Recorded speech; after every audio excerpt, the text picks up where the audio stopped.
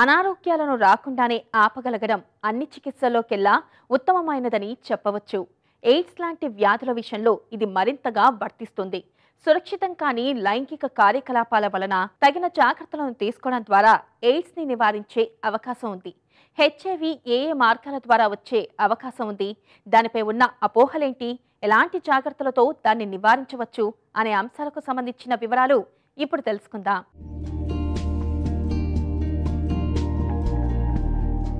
అరక్షిత లైంగిక కార్యకలాపాల్లో పాల్గొనడం వలన హెచ్ఐవి బారిన పడతారనే అవగాహన చాలా మందికి ఉంటుంది. అయితే వైరస్ సోకకుండా జాగ్రత్తలు తీసుకునే క్రమంలో అపోహలకు గురికావటం మంచిది కాదు. వైరస్ సోకిన వారు వాడిన గ్లాసులు, ప్లేట్లు వంటివి వాడటం వల్ల ఇది సోకదు. వారితో కలిసి జీవిస్తున్నా ఎలాంటి ఆందోళన చెందాల్సిన అవసరం లేదు. వారు వాడిన టాయిలెట్ ని వాడటం వలన, షేక్ హ్యాండ్ ఇవ్వటం వలన వైరస్ సోకే ప్రమాదం లేదు. వారిని తాకినా, కలిసి ఆహారం తీసుకున్నా వారి చెమట, ఇతర విసర్జితాల వలన వైరస్ వ్యాపించదు. రక్తం, శరీరంలో స్రవించే వీర్యద్రవం వంటివి వైరస్ వ్యాప్తికి కారణమవుతాయి. నోటిలో ఊరే లాలాజలం ద్వారా ఇది సోకదు. హెచ్ఐవి ఇన్ఫెక్షన్ ఉన్న వ్యక్తుల తాలూకు రక్తం ఆహారంలో కలిసినప్పటికీ ప్రమాదం ఉండదు. వైరస్ శరీరం నుండి బయటకు వచ్చాక ఎక్కువ సమయం జీవించి ఉండదు. అలాగే ఇది పొట్టలోకి చేరినా మన పొట్టలోని యాసిడ్ వైరస్ ని నాశనం చేస్తుంది. హెచ్ఐవి ముఖ్యంగా కీ పాపులేషన్స్లో అంటే సెక్స్ వర్కర్స్లో, ఎంఎస్ఎంస్ అంటే మ్యాన్ హ్యావింగ్ సెక్స్ విత్ మెన్లలో, మత్తు సోదులకు అలవాటు పడిన వారిలో, లింగ మార్పిడి చేసుకున్న వారిలో, ఇది ఎక్కువగా ట్రాన్స్జెండర్స్లో కూడా అంటే కీ పాపులేషన్స్ యొక్క సెక్షువల్ పార్ట్నర్స్లో దాదాపుగా 70% కేంద్రీకృతమై ఉంది. హెచ్ఐవి అంటే ఇమ్యూనో డెఫిషియన్సీ వైరస్ అని మనందరికీ తెలిసిన విషయమే. ఇది ముఖ్యంగా 4 మార్గాల ద్వారా ఒకరి నుంచి ఒకరికి సంక్రమిస్తూ ఉంటుంది. మొట్టమొదటి మార్గం ఏంటంటే unprotected anal or vaginal sex.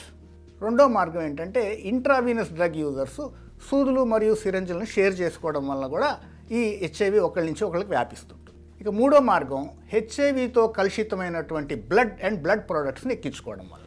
చిట్ట చివరిగా 4వ పద్ధతి ఏంటంటే హెచ్ఐవి సోకిన తల్లి నుంచి బిడ్డకి ఈ వ్యాధి సంక్రమించవచ్చు. హెచ్ఐవి ఇన్ఫెక్షన్కి చికిత్స తీసుకోకపోతే అది ఎయిడ్స్కి దారితీస్తుంది. ఎయిడ్స్ అంటే ఎక్వైర్డ్ ఇమ్యూనో డెఫిషియన్సీ సిండ్రోమ్ అని అర్థం. ఎయిడ్స్ అనేది హెచ్ఐవి సంక్రమణ జరిగిన చాలా కాలం తర్వాత అంటే 10-15 ఏళ్ళ తర్వాత సంభవించే చివరి దశ అని మనం స్థూలంగా చెప్పుకోవచ్చు. ప్రస్తుతానికి హెచ్ఐవి ఇన్ఫెక్షన్కి శాశ్వత పరిష్కారం అంటూ ఏమీ లేదు. కానీ హెచ్ఐవిని తొలి దశల్లోనే గుర్తించి వెంటనే ఇప్పుడు లభ్యమవుతున్నటువంటి హెచ్ఐవి ఏఆర్వి మందుల్ని అనుభవజ్ఞులైన డాక్టర్ల పర్యవేక్షణలో క్రమం తప్పకుండా తీసుకుంటూ టైంకి చేసే టెస్టులు చేసుకుంటూ ఉంటే దాదాపుగా అందరూ హెచ్ఐవి వ్యాధిగ్రస్తులందరూ కూడా నాణ్యమైన ఆరోగ్యకరమైన జీవితాన్ని గడపచ్చు. ఇన్ఫెక్షన్ కి గురైన వారి నోట్లో దంతాలు, చిగుళ్ల నుండి రక్తం కారుతుంటే ఇతరుల నోట్లో ఏవైనా గాయాలుండి ఆ గాయాల్లోకి ఆహారం ద్వారా వైరస్ ఉన్న రక్తం చేరటం వల్ల అలా జరిగే అవకాశం ఉంది. ఇది చాలా అరుదుగా సంభవిస్తుంది.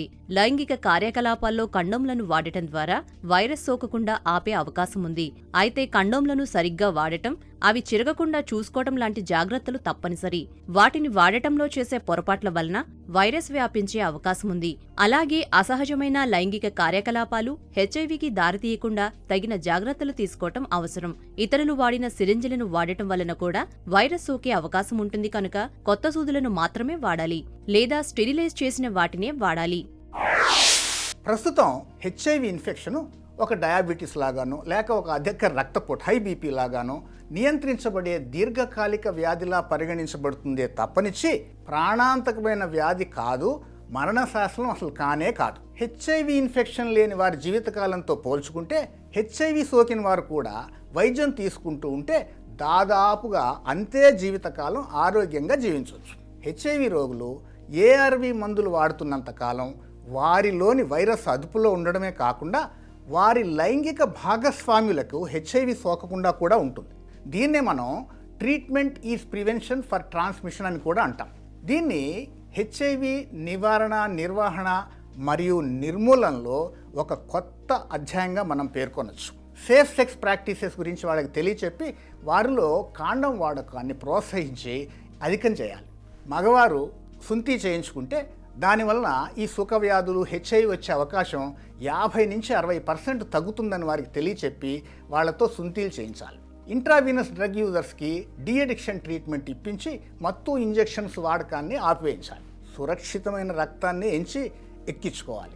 హెచ్ఐవి సోకిన గర్భిణీ స్త్రీలని మొదటి త్రైమాసికంలోనే గుర్తించి పుట్టబోయే బిడ్డకి హెచ్ఐవి సోకకుండా ఏఆర్వి మందులు అందేటట్టుగా చూడాలి. హెచ్ఐవిని ద్వేషిద్దాం, ఎయిడ్స్ వ్యాధిని కూడా తరిమి కొడదాం, కానీ హెచ్ఐవి సోకిన వారిని మాత్రం కాదు. వాళ్ళ పట్ల దయతో సానుభూతితో వ్యవహరిద్దాం. కీ పాపులేషన్స్ యొక్క గౌరవాన్ని, మానవ హక్కుల్ని మరియు వారి స్వేచ్ఛని కాపాడదాం. ఆల్కహాల్, డ్రగ్స్ తీసుకునేవారు అరక్షిత లైంగిక కార్యకలాపాల్లో పాల్గొనే అవకాశం ఎక్కువగా ఉంటుంది కనుక అటువంటి అలవాటు ఉన్నవారు ఈ విషయంలో అప్రమత్తంగా ఉండాలి. హెచ్ఐవి సోకే అవకాశమున్న పరిస్థితిలో ఉన్నవారు తమకు వైరస్ సోకకుండా ముందు జాగ్రత్తగా కొన్ని మందులను ప్రెప్ తీసుకోవచ్చు. ఒక వ్యక్తికి హెచ్ఐవి ఉండి వారు మందులు ప్రెప్ తీసుకోవచ్చు. వైరస్ అనేది వారిలో అన్డిటెక్టబుల్ స్థాయిలో ఉన్నప్పుడు ఆ వ్యక్తి భాగస్వామికి అది సోకే అవకాశం దాదాపుగా లేదు. అయితే వైరస్ ఉన్న వ్యక్తి మందులను ఆపకుండా వాడుతున్నారా, వారిలో వైరస్ లోడ్ ఎంత ఉంది అనే విషయాలు తెలియకపోతే భాగస్వామి జాగ్రత్తగా ఉండాలి. ముందు జాగ్రత్తగా వీరు వాడదగిన ప్రెప్ మందులున్నాయి. ఆ మందులు వైరస్ శరీరంలో వ్యాప్తి కాకుండా నివారిస్తాయి. వీటిని వాడాలనుకునేవారు తమకు వైరస్ సోకలేదని నిర్ధారించుకున్న తర్వాత వైద్యుల సలహా మేరకు క్రమరీతిలో వాడాల్సి ఉంటుంది. అలాగే ప్రతి 3 నెలలకు ఒకసారి పరీక్షలు చేయించుకోవాలి. ముందు జాగ్రత్త ప్రెప్ మందులను ప్రతిరోజు వాడటం వలన వైరస్ సోకిన వారితో సురక్షితం కాని లైంగిక చర్యలో పాల్గొన్నా వైరస్ సోకే ప్రమాదం 99% వరకు తగ్గుతుంది. అయితే డ్రగ్స్ తీసుకునే వారికి ఇవి అంత ఎక్కువ రక్షణ ఇవ్వవు.